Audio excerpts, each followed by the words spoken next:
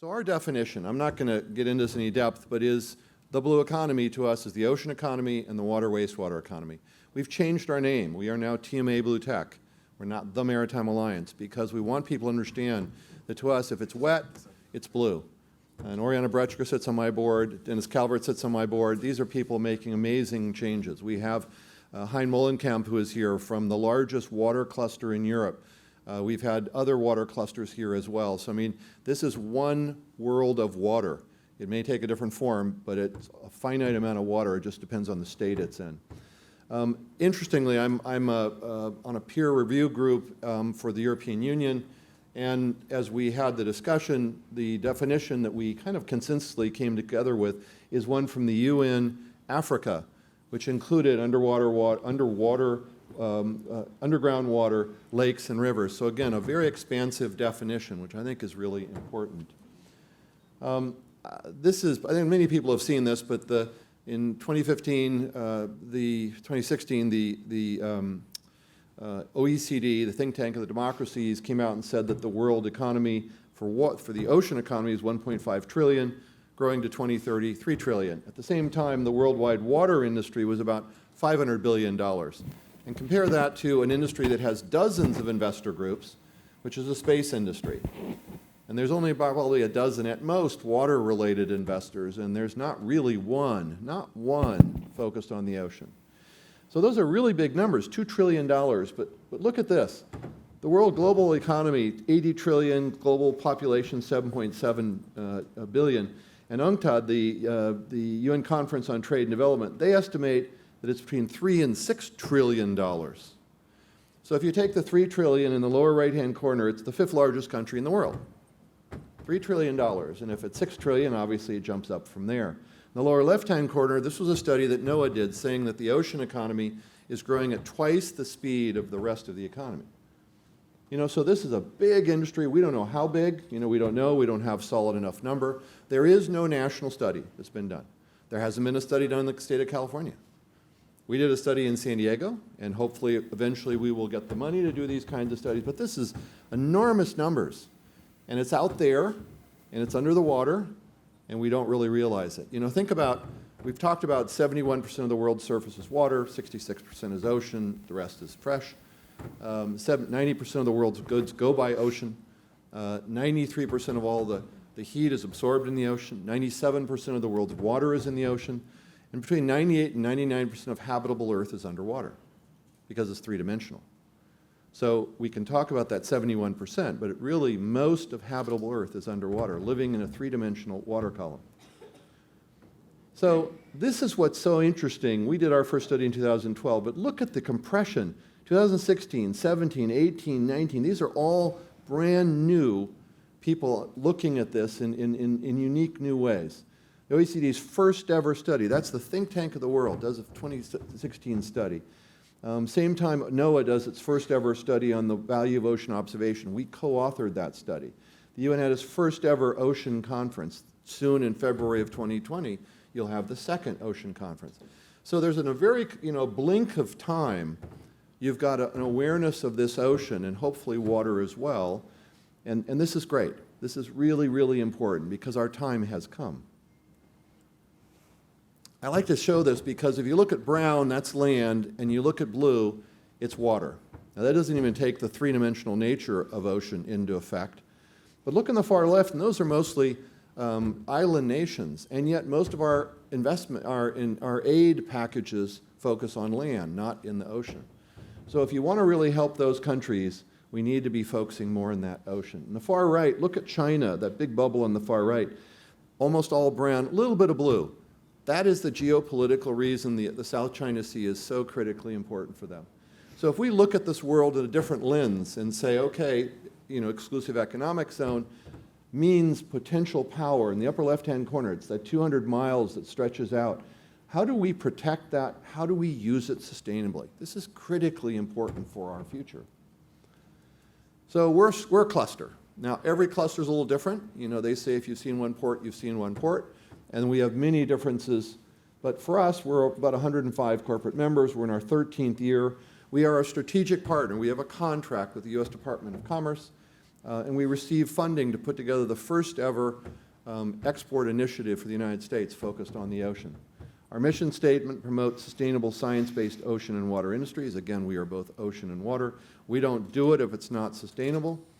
And then our tagline, because at our core we are an industry association. Those 5 companies and the other 100 are what we live for. They're the ones that are coming up with unique, incredibly creative opportunities to save us. So I'm not going to spend any time, but this is 16 sectors. If it's wet, it's blue, as far as we're concerned. We did a study, our 2012 study. It turns out, with the exception of the defense industry, which is really a funding source as opposed to an industry, the blue economy is the largest industry in San Diego, and yet nobody had ever studied it. And around the world, this is the typical case. This is the triple helix model, and the reason I use triple helix versus the quadruple helix, the quintuple helix, because there are other ways, but we have to talk to these 3 groups differently. So where do they overlap? They overlap at economic growth and jobs. That's what all 3 groups really care about. Certainly the educators care about preparing people for the jobs of the future, and that's what our partners at San Diego Unified School District and other partners are doing. I'm not going to spend time on this, but if you look in that bottom bubble, ocean observation is critical. We could talk about the big 5, food, water, energy, medicine, and real estate. Because water's rising, we've got to go out in the ocean to build things. There are also very important, what I would consider to be transitory issues. That transitory may mean 40 or 50 years, but we will clean up netting. We will clean up sunken vessels. We will clean up plastic. We'll figure it out. Because I agree with Michael Snow that we are technically astute, and if we're smart about it, we will figure out how to do that. But the big 5 don't go away. Those are our future, and we need to be focused on those. Lots of partners. We helped launch the BlueTech Cluster Alliance, 10 clusters from 8 countries. This is really powerful. Now, we're all different, and as we begin to talk to each other every 2 months, we go, my God, you're this, and oh my God, you're that. And so we've had to find things that we want to commonly work on, and one of those areas is education. Just in this week, we have a whole bunch of clusters. There are existing clusters, and then we have clusters in formation from a number of places, and we welcome all of you, because frankly, you are the ones that are putting the triple helix together. You are the ones that are creating a blue voice region by region. It's hard to do that at a national level unless you're a small country. And I really believe that the creation of clusters around the world is an important aspect of the way we will work together. And so we welcome all of the people that are here to both learn from us and hopefully be our partners in the future. This is an enormous opportunity. Down that middle, upper right is the picture that graced the front cover of the NOAA study in 2016. Down the middle is a whole bunch of industries. Lower right, of course, Sustainable Development Goals. But look at all the things. It's huge growth. It's big industry. It's got a high multiplier effect. I pulled out a slide. We did a study with San Diego State University and showed that there was the largest multiplier effect of any industry they'd ever studied in the state of California was the blue economy. So it's big. It's growing rapidly. It's got a great jobs, high multiplier effect. What's not to like? Why is it that we don't have the funding? Why do we not have any investment groups? Why do we not have any money to do these studies? It's pretty remarkable. And again, in 2016, 17, 18, people are going, my God, there's this ocean. Think about how important that is. So transitioning just to education for a second, about 7 years ago, the people that branded Starbucks and Disney stores put some posters together for us. Pretty compelling posters. Down at the bottom, in that little ring, it says, your future is in the ocean technology industry. That's the call to action.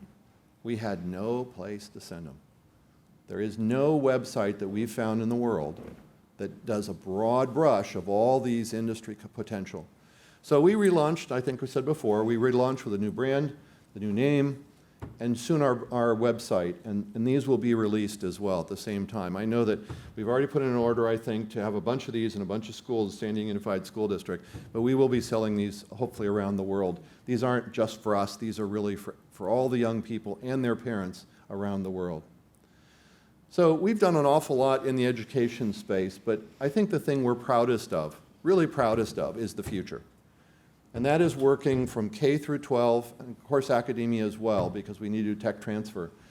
But it's this lower level, not the lower level, it's the people that are working with the kindergartners, first graders, second graders, all the way to 12th grade. That's our future. They're the ones that are going to tell their parents that they have to be better stewards.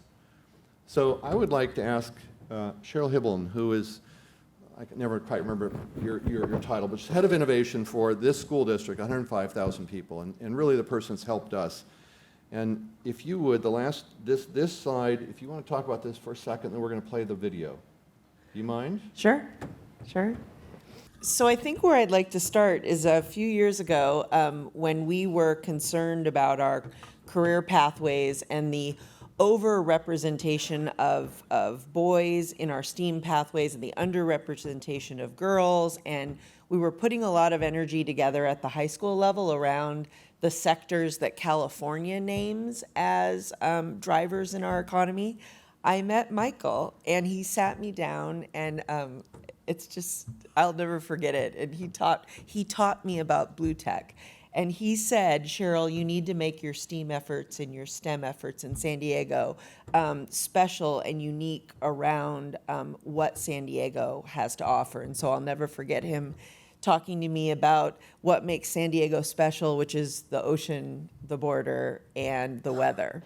And then we talked about the 5 areas that he brought up before about water, real estate, food. I'm not going to be able to remember all 5 of them right now, but we decided that in order for us to give students in San Diego Unified the best possible experience around not only STEAM and STEM, but San Diego, and knowing what viable jobs in this area were in their own community so they could stay here and live in the community that they love, we decided, and I'd just like to say for the record, I'm a former high school principal, and we're about ready to see a TKK classroom, but I was asked to move the STEAM efforts back into the elementaries. And the one thing that I wish I would have done when I was a high school principal is spent more time in my elementary feeders, because once I started entering these spaces and we started to align these United Nations goals, which I frankly think are just good topics for project-based learning, we started to go, each year we are developing in partnership with people like Michael, a STEAM curriculum, and these places have agreed to do 4 hours of STEAM a week. And so we write all the lessons are completely embedded in next generation science standards, and we've kind of put a BlueTech umbrella over them. So what you're about ready to see, if this is Lindsay's classroom, is you're going to see some of our transitional kindergartners talk to you about the Sustainable Development Goals. This is about 7.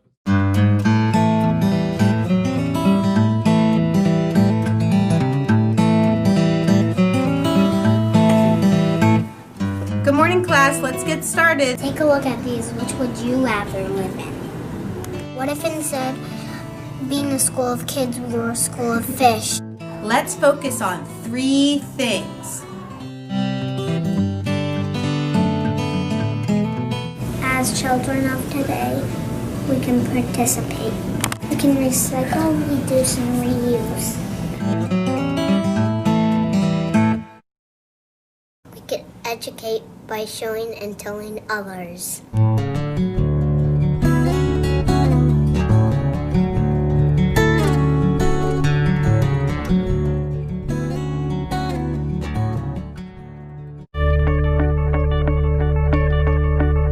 Learn to be future leaders who can innovate to solve the problems of our world.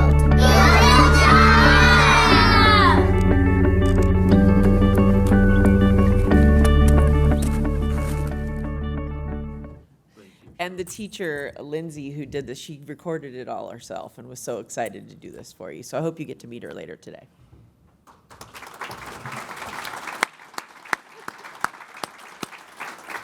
So think about that, 105,000 students, TK through 12th, are going to have one leitmotif, one theme, starting in kindergarten all the way through 12th grade, which will be ocean and water. So talk about ocean literacy and water literacy, but it's now the entrepreneurs of the future. It's the workers of the future. It's the people that will impact their parents and industries. So we're so excited to be working with so many educators. But I would say that the work we've been able to do with San Diego Unified School District, and there'll be a bunch of people tonight, as I told you, they're going to have these buttons. Please go up and ask them, because it really, this is our future. So thank you very much for all the work that you're doing. And with that, we're off to lunch.